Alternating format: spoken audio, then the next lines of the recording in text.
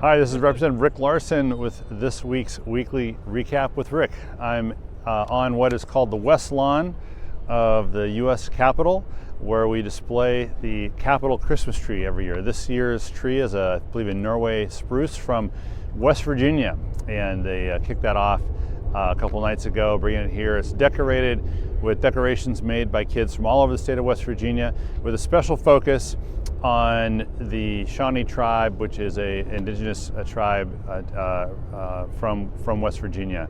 And so please, if you get out to the Capitol over the next month, come visit the West Lawn of the Capitol and visit the Capitol Christmas tree. Been a pretty busy week here in Congress. A few things to talk a little about. This week we had a hearing in the Transportation Committee, where I'm the ranking member. We had the hearing on the Federal Aviation Administration authorization bill. We passed our bill, 351 to 69, in July of this year. Now we're waiting on the Senate to act. So the purpose of this hearing was to really underscore the reasons why we needed to have quick action from the Senate on an FAA bill, to get that bill passed, to focus on the risk and aviation safety by not passing the bill, the need to staff up the air traffic controllers, the need to give the FAA the tools it needs to help us sort out the challenges that we have in the national airspace. And so we're calling on the Senate to take action on the FAA bill. We also had a chance to introduce a new pipeline safety bill, to reauthorize pipeline safety measures that we have in the U.S. government for the next 4 years. Another bipartisan bill that we'll be taking up in a markup next week in Congress. Really trying to work on bipartisanship when it comes to roads, bridges, highways, transit, pipeline safety, aviation. Trying to be an example of bipartisanship, frankly, in a place that is sometimes covered with partisanship.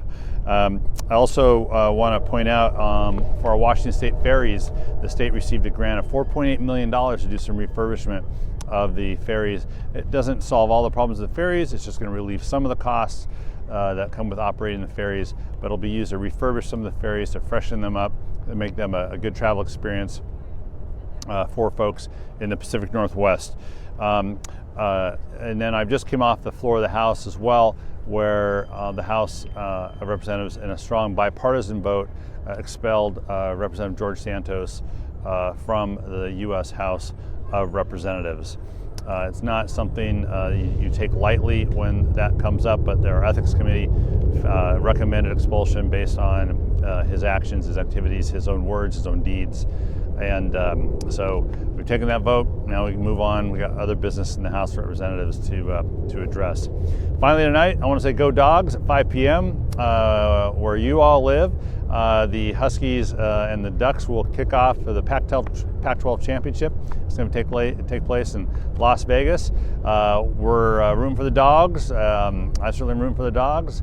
I make no predictions about winning or losing. I just predict it'll be a great game. But I am looking forward to seeing some purple and gold at the end of the game, being lifting the trophy. So looking forward to that. So go Dawgs, and that's this week's weekly recap with Rick. I'll talk to you soon.